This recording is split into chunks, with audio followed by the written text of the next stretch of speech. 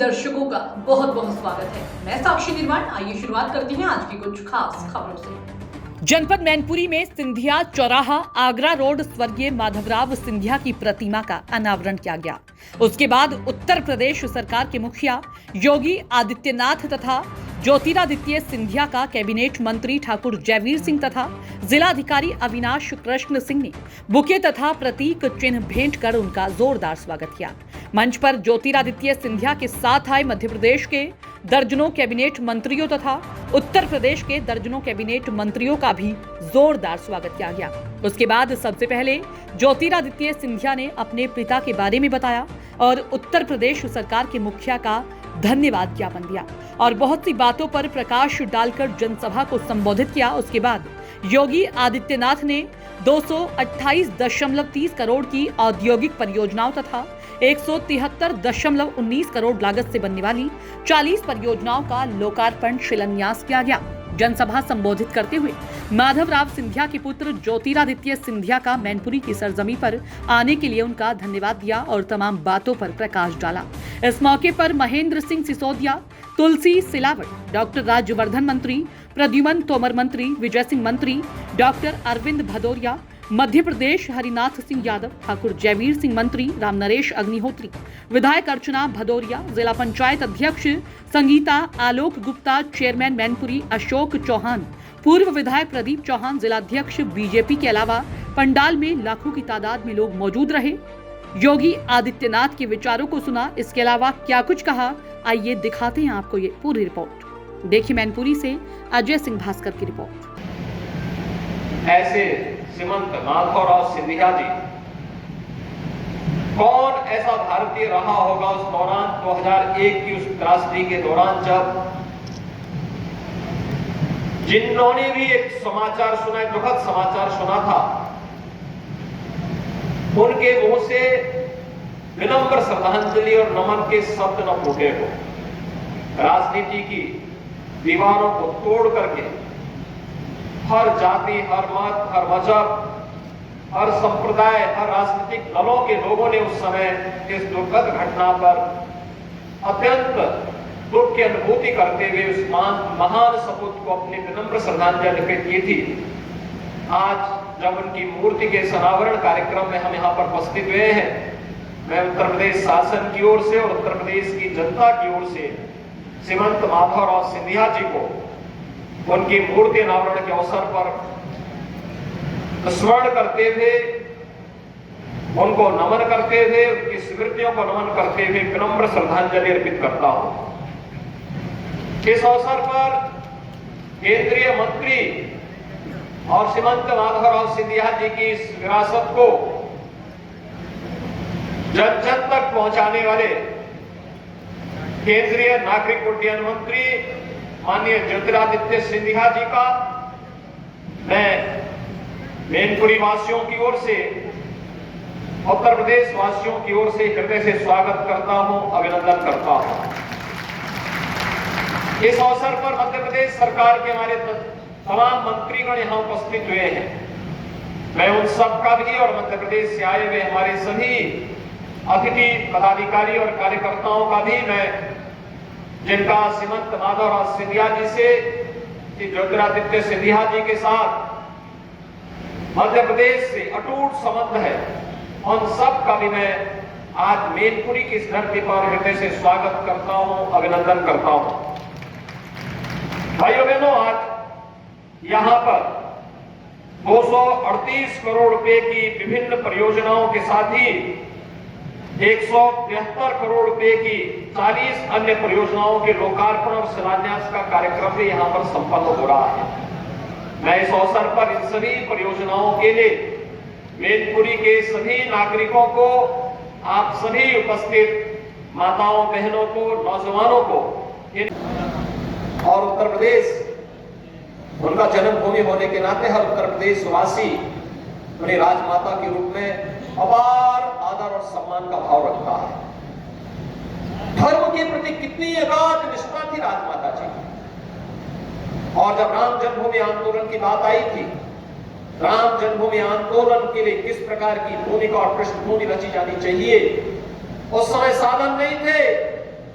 उस समय ग्वालियर राज परिखराना ही इस पूरे कार्यक्रम के लिए योगदान देता था, उस कार्यक्रम को आगे बढ़ाता था और कार्यक्रम मजबूती के इस मैनपुरी के साथ मेरा कोई 10 साल 20 साल पुराना संबंध नहीं। इस मैनपुरी के साथ सिंधिया परिवार का 250 वर्ष पुराना संबंध रहा।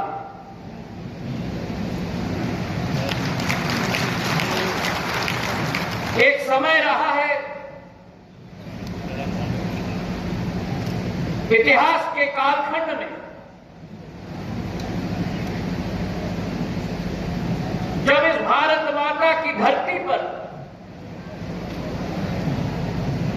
विदेशी ताकतें अपनी पैर पर आश्रय थी और उस जमाने में जब रोहिला अफगानों ने इस क्षेत्र पर अत्याचार करने की मुहिम के साथ निकले थे,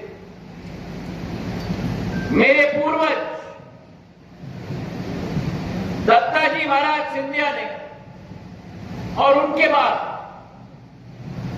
महाजी महाराज ने इस पूरे क्षेत्र में भारत माता की एकता और अखंडता बनाए रखने के लिए उन रोहिला अफगानों को उखाड़ के फेंकने का कार्य किया था। ये 1770 की बात मैं कर रहा हूं, जब केवल इस मैनपुरी इलाके से नहीं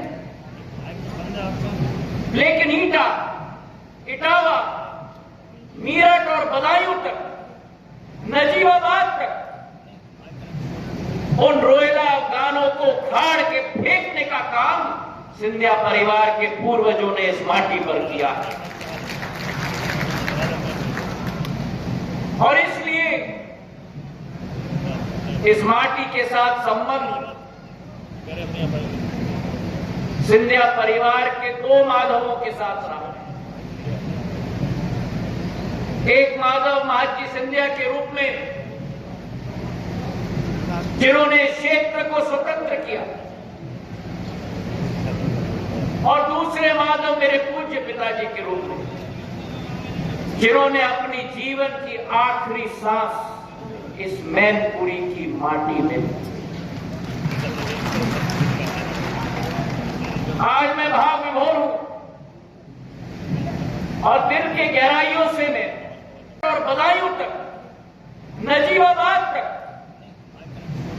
उन रोहिला अफगानों को उखाड़ के फेंकने का काम सिंधिया परिवार के पूर्वजों ने इस माटी पर किया है। और इसलिए इस माटी के साथ संबंध सिंधिया परिवार के 2 माधवों के साथ रहा। एक माधव महाजी सिंधिया के रूप में जिन्होंने क्षेत्र को स्वतंत्र किया और दूसरे माधव मेरे पूज्य पिताजी के रूप में जिन्होंने अपनी जीवन की आखिरी सांस इस मैनपुरी की माटी में। आज मैं भाव विभोर हूं और दिल के गहराइयों से मैं परम आदरणीय योगी आदित्यनाथ जी को धन्यवाद अर्पित करना चाहता हूं, कृतज्ञ। उन्होंने अपने व्यस्तम कार्यक्रम में से समय निकाला इस कार्यक्रम के लिए। मैं जीवन भर आपका कृतज्ञ रहूंगा। प्रधानमंत्री जी और योगी जी के नेतृत्व में इस उत्तर प्रदेश को विकास की और प्रगति के रास्ते पर लाने का कार्य किया गया।